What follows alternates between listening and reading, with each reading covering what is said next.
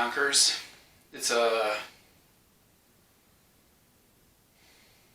we're getting on the end of 2021 here.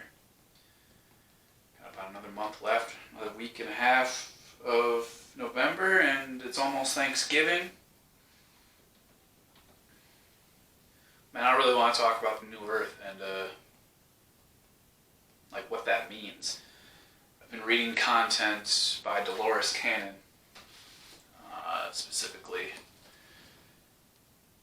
3 Waves of Volunteers. And when I first started reading this book, man, it was probably like 6 months ago, and I had to stop within like the first chapter or 2.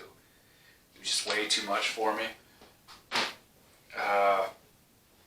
Yeah, I wasn't on a level to where that made sense. I mean, it still sort of doesn't make sense, but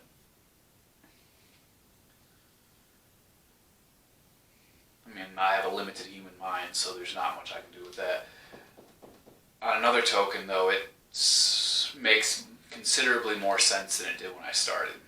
And I have a few other books that I now need to go back to, because I stopped reading them altogether just because it was just way beyond anything of my comprehension.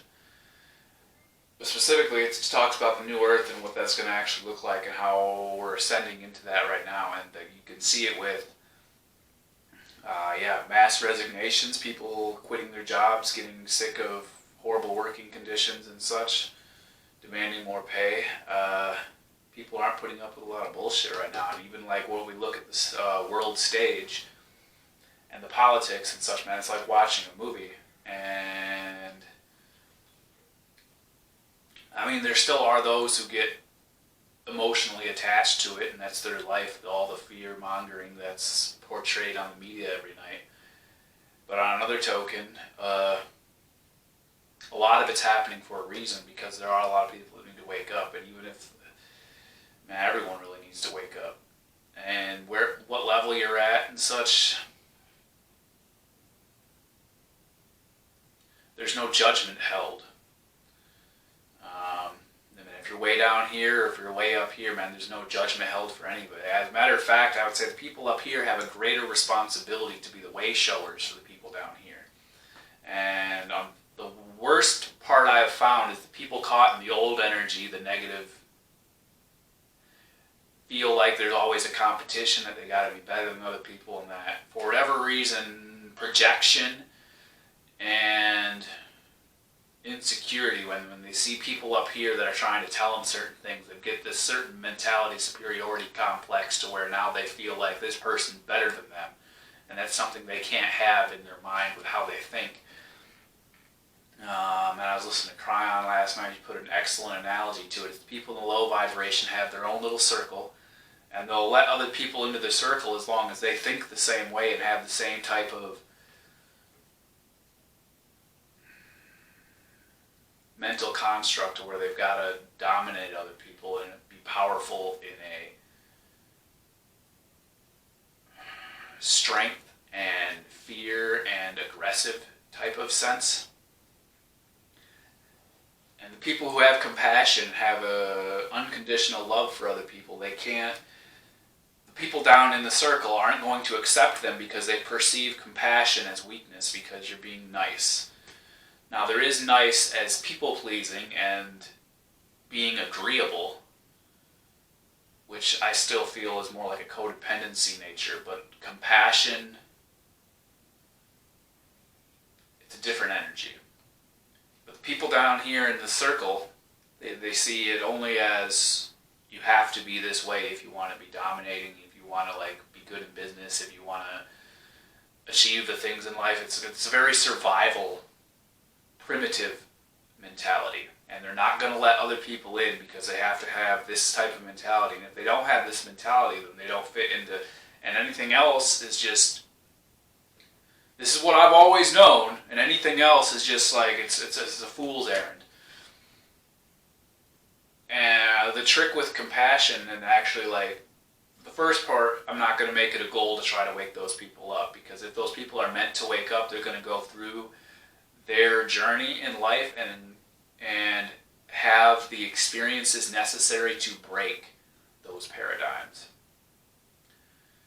But on a the same token, if I'm sitting here making videos and such, a lot of that is I'm trusting that the universe puts the people in to watch those videos at the time needed for them to kind of grasp it properly.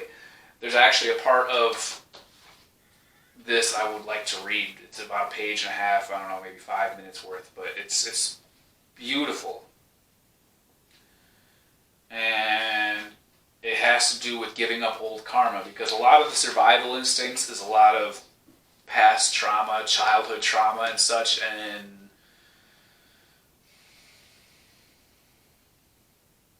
doing our best to cope with the world that we see around us and realizing that it's a danger. And unfortunately, too many people built up very thick walls and hide in their shell, like a turtle shell type deal. And that's their protective mechanism. Video games are an excellent outsource for those protective mechanisms. Drinking, doing drugs, a lot of that's more of a numbing coping mechanism so that your mind just isn't focused on the pain, but essentially you're not actually dealing with it healthily.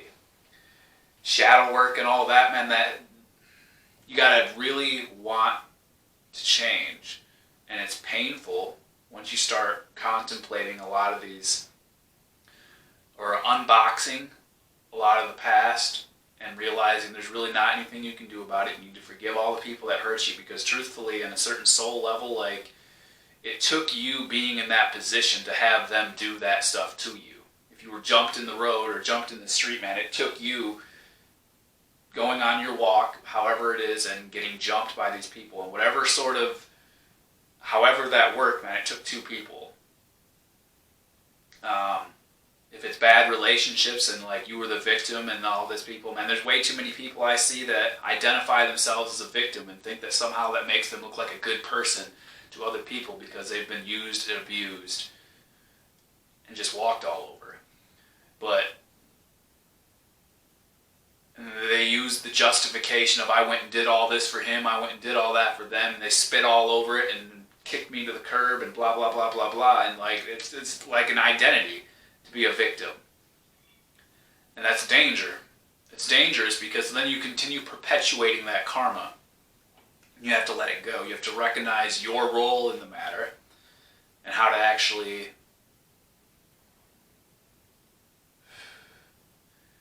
overcome it mentally, overcome it emotionally, and forgive them on a spirit level. Like, you don't actually have to go to their face and say, hey, I forgive you for this, that, and the other, because more than likely they're not going to see it that way.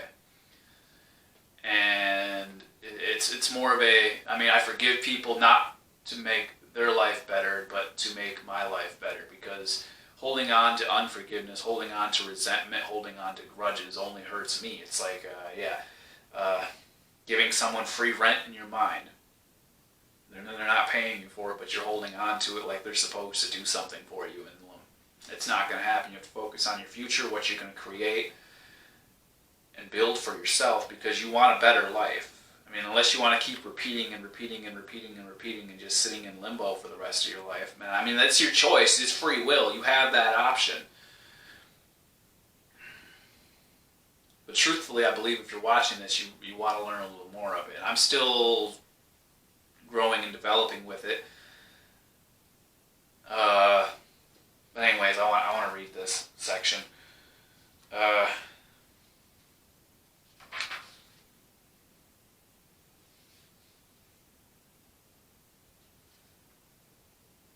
been told love is the most powerful emotion. Yes, love heals. Now this section I'm going to read is just Dolores doing her own, just kind of giving you a summary of what she's experienced and such, and this is at the end of the book. So, people at my lectures are always asking me what they have to do in order to move to the new earth. They have said there are two important things you have to let go of. One, as just explained, is fear. Fear is an illusion. Yet it is the strongest emotion that a human has. It must be released or it will hold you to the old earth. I tell people to ask lots and lots of questions. Don't believe everything you hear or read. Think for yourself. Don't give your power away to anyone. Make up your own mind and discover your own truth. It may not be my truth, but it will be yours because you have discovered it.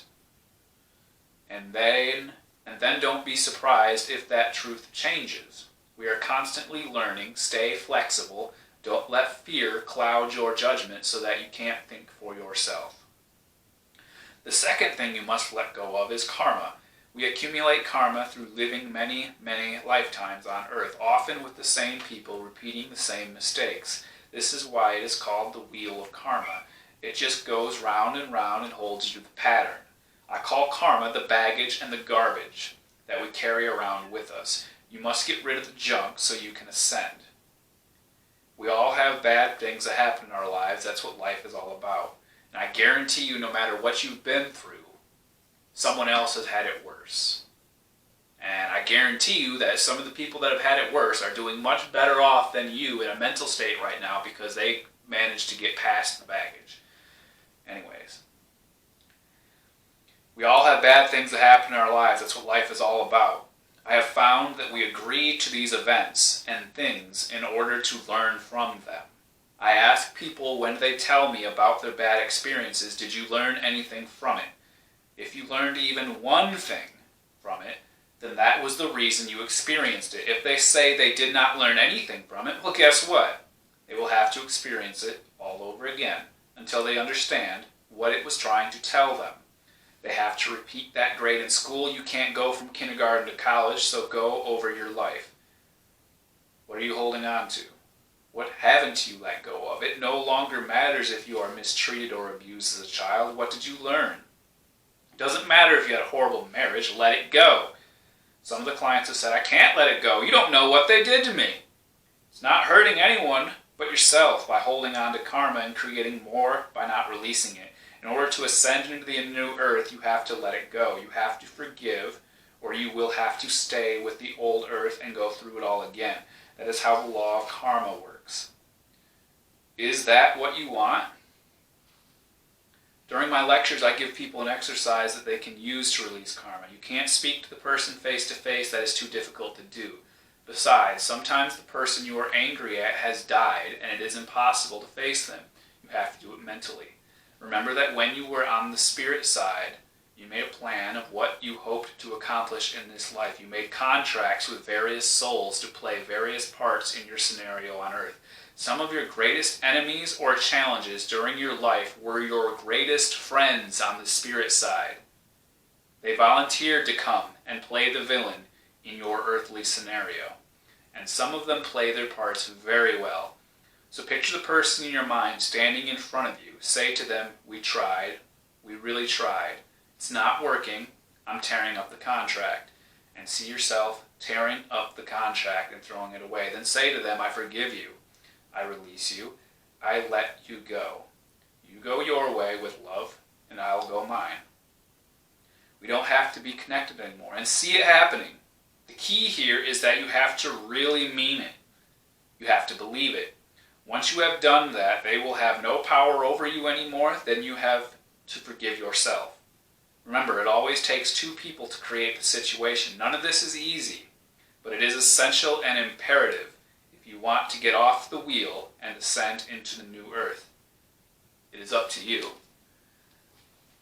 I read that last night. I just thought it was beautiful. I had to I've been hearing those concepts all throughout the book in different ways, but then she summarized it so perfectly like that. And that's exactly what it is, man. It's forgiving parents, forgiving family members, forgiving friends, forgiving ex-relationships. On a spiritual level, before you even came here, before you came into this life, you kind of set up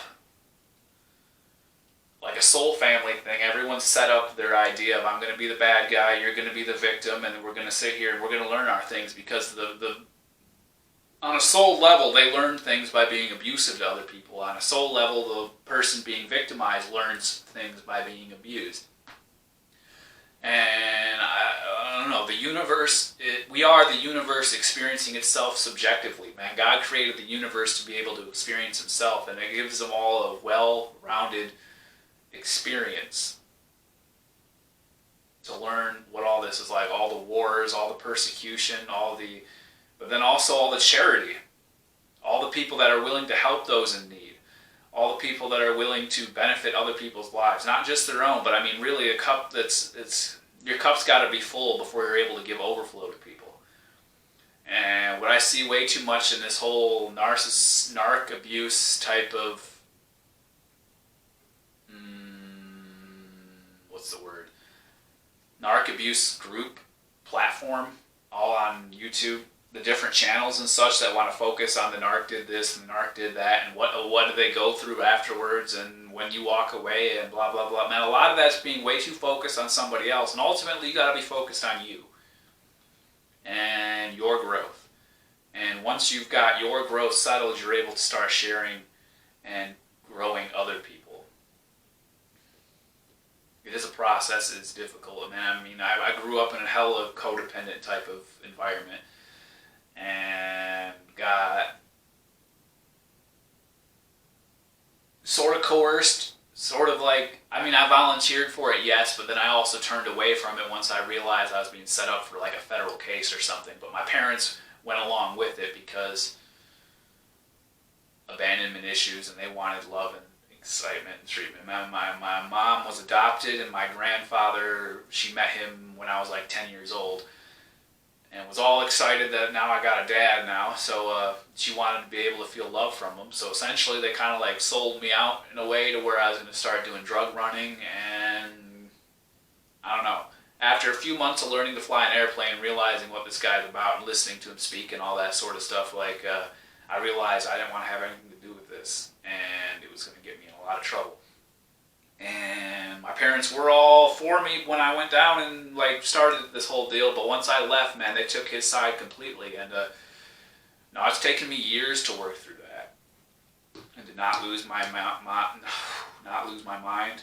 Granted, the kind of drug substances I've consumed to try to like numb the effects of it and not feel anything. I mean, there was a good minute where I was just expecting any time I was just going to be arrested, pulled out of my house and such because of certain things that happened. And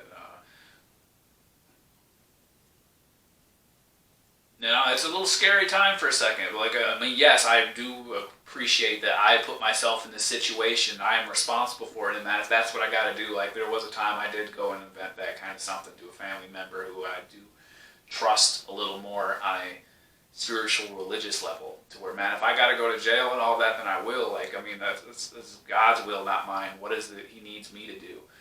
And I learned a lot through it. I learned a lot through the relationships that I met through those experiences, and that what put me there. And a lot of it was my own mind and my own mentality that kind of put me in those situations, thinking that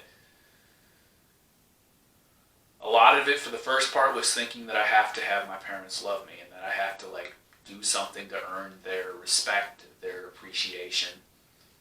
And I realized that even when I do what I feel is best for me, they're not going to have that. And I tried explaining about why I did this and that, and they still have their own little like specific narrow-minded version of it, and that's cool. That's them, that's fine. But I realized I really can't do nothing about it, and it's not worth my effort, it's not worth my mental strength, it's not worth none of that for me. So that was probably my greatest awakening moment.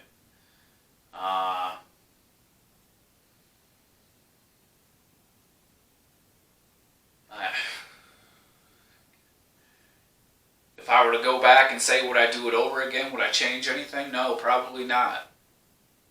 All the pain, all the suffering, man, all the relationships, man. If I knew then what I know now, I certainly would have done things differently. But on another token, I didn't know that stuff then, but it led me to learn what I've learned now. And that is well worth it, because my next steps in life will compound and bring me to better places. I do fully believe that. And man, it can be the same for everybody. It's all, life is a matter of perspective and a matter of how are you going to think about How are you going to portray the struggles that you go through? Man, every challenge in my life is an opportunity for me to get stronger. Every challenge in my life is an opportunity for me to build my character. Every argument, every difficult situation, every difficult person that comes in my life is an opportunity for me to almost prove to myself that I am not who I used to be. I don't have to convince them of anything. I don't have to try to change who they are. I more or less have to develop myself enough and my emotions to not let it affect me. And I say this in a way like, man, this is for all, like, try to put yourself in someone else's shoes for the sake of just, what would that be like thinking like that? Like, I don't know, I spent a decent amount of time working in a factory listening to dudes that have spent 30, 40 years, and all they do is bitch and complain every single day, whine and whine and whine and yell, and they're angry, and it's this, that, and the other. And I'm looking around like, wow, how can you live like this? Like, I feel like 20 years ago I would have gotten up and left if this is really what you're, like, really, like, I don't know. What is it that trauma bonds people so strongly? How is that force so strong? And I guess that's karma and such, and a decision of deciding not to try to overcome it. A decision of just, I'm going to succumb to the hardships that are being put on me because, I mean, really a lot of that's ingrained in you when you, like, the society puts it into the MK Ultra and, like, almost glorifies now that you can be a victim and will just sue you or will cancel culture you or because I'm offended about something you did and such.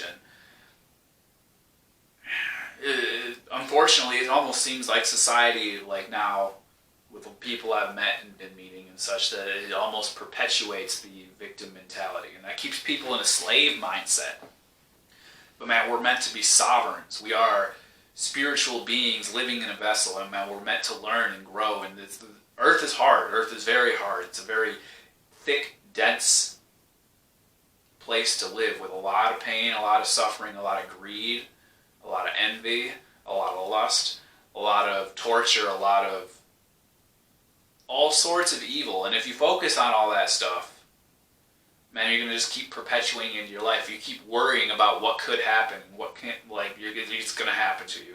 But if you sit back and you kind of, like, let the universe guide you, trust your intuition, trust synchronicities, trust your gut, trust your heart.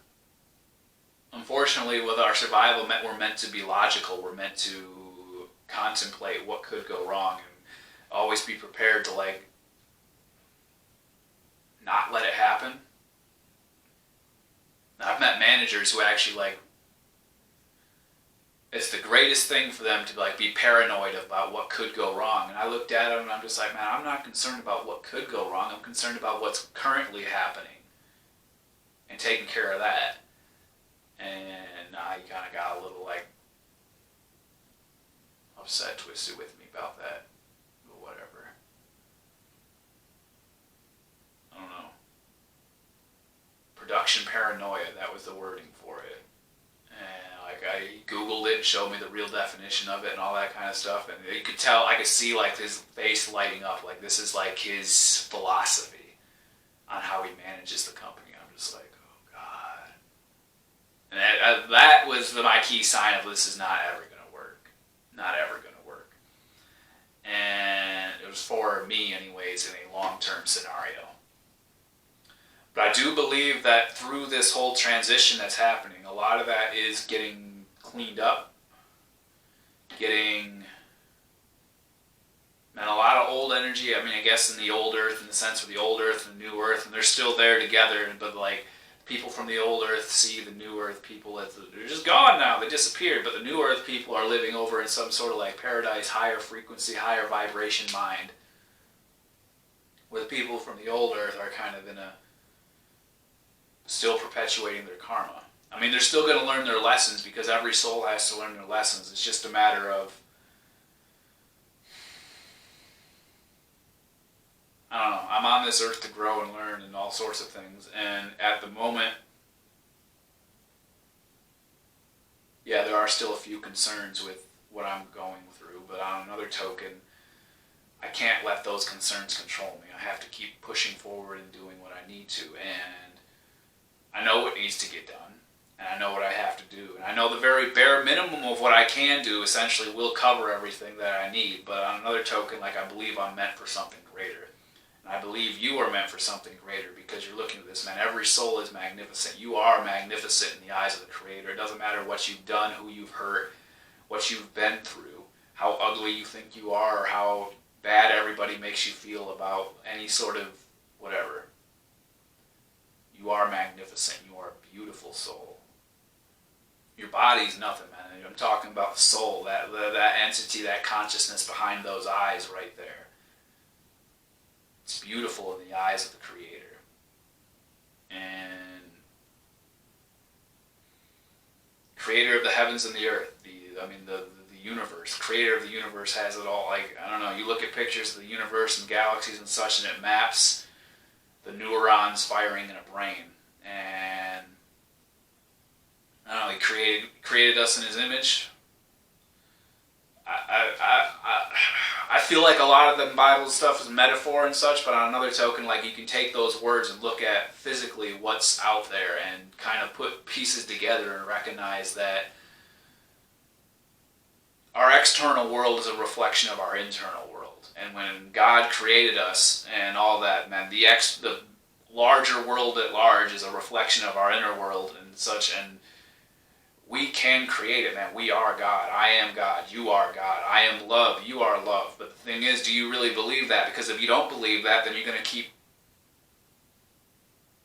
perpetuating what you bring forth. And man, that's even kind of written in Revelation too, or that's written somewhere about so as you believe, then it will be brought unto you, or something like that. And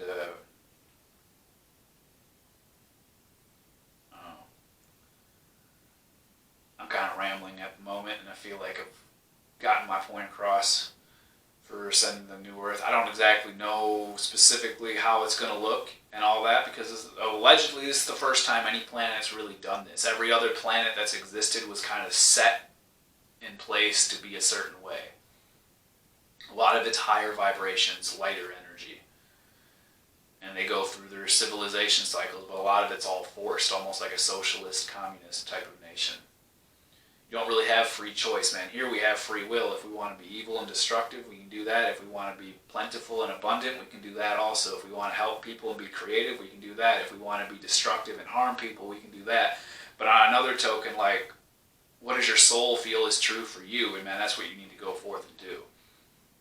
And in the purest sense, I believe every soul is meant to be good. And unfortunately, it feels like a lot of people, when they start doing bad, evil shit, it's because they have given their power over to external factors that have happened to them in their lifetime. And they never really let it go. And a lot of that comes with maturity. A lot of that comes with learning, recognizing things, realizing that there's more to this world than just me, myself, and I, and what I've been through, and trying to get other people convinced of, I don't know, people spend a lot of time trying to convince other people of someone who they're not, just so they can look cool or like be respected or certain somethings. And like, I don't know. I feel like you have to, if you really want to have a peaceful, happy life, man, you got to keep in integrity. And way too many people are focused on the external. That's what I see in the world right now, and that's okay. But man, if you actually want to overcome all that stuff and overcome the karma from it and the destruction and such, it's a process. It doesn't happen overnight, but man, it takes years. It takes hardship. It takes struggle. But I do believe it's all worth it. In the end, it's all worth it. Praise God, man. Peace be with you. Go forth.